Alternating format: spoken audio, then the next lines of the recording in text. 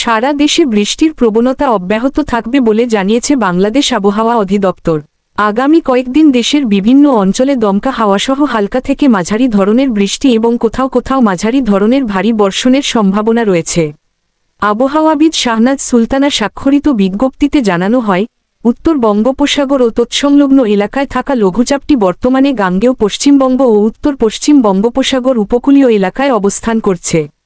মৌসুমি বায়ুর অক্ষ বিস্তৃত রয়েছে উত্তরপ্রদেশ, বিহার, লঘুচাপ কেন্দ্র হয়ে বাংলাদেশের দক্ষিণাঞ্চল ও আসাম পর্যন্ত। ফলে বাংলাদেশে মৌসুমি বায়ু সক্রিয়, আর উত্তর বঙ্গোপসাগরে এটি মাঝারি অবস্থায় রয়েছে। আগামী ৪৮ ঘণ্টার মধ্যে মধ্য বঙ্গোপসাগর ও উত্তর বঙ্গোপসাগরে আরেকটি লঘুচাপ সৃষ্টির সম্ভাবনাও রয়েছে, যা বৃষ্টির প্রবণতা আরও বাড়াতে পারে।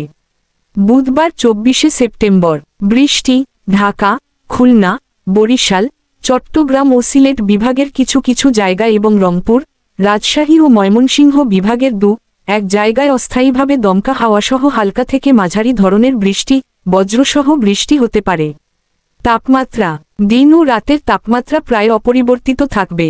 বৃহস্পতিবার ২৫শে সেপ্টেম্বর সন্ধ্যা ৬টা থেকে বৃষ্টি খুলনা, বরিশাল ও চট্টগ্রাম বিভাগের কিছু কিছু জায়গায় এবং রংপুর, রাজশাহী, ময়মনসিংহ, ঢাকা ও সিলেট বিভাগের ২-১ জায়গায় হালকা থেকে মাঝারি ধরনের বৃষ্টি হতে পারে। তাপমাত্রা দিনের তাপমাত্রা সামান্য বাড়তে পারে, রাতের তাপমাত্রা অপরিবর্তিত থাকবে। শুক্রবার ২৬শে সেপ্টেম্বর সন্ধ্যা ৬টা থেকে বৃষ্টি চট্টগ্রাম ও সিলেট বিভাগের অনেক জায়গায় এবং রংপুর, রাজশাহী, ময়মনসিংহ, ঢাকা, খুলনা ও বরিশাল বিভাগের কিছু কিছু জায়গায় বৃষ্টি হতে পারে। তাপমাত্রা দিন ও রাতের তাপমাত্রা সামান্য কমতে পারে। শনিবার ২৭শে সেপ্টেম্বর সন্ধ্যা ৬টা থেকে বৃষ্টি রংপুর, ময়মনসিংহ, খুলনা, বরিশাল, চট্টগ্রাম ও সিলেট বিভাগের কিছু কিছু জায়গায় এবং রাজশাহী ও ঢাকা বিভাগের ২-১ জায়গায় দমকা হাওয়াসহ বৃষ্টি হতে পারে। তাপমাত্রা দিন ও রাতের তাপমাত্রা প্রায় অপরিবর্তিত থাকতে পারে।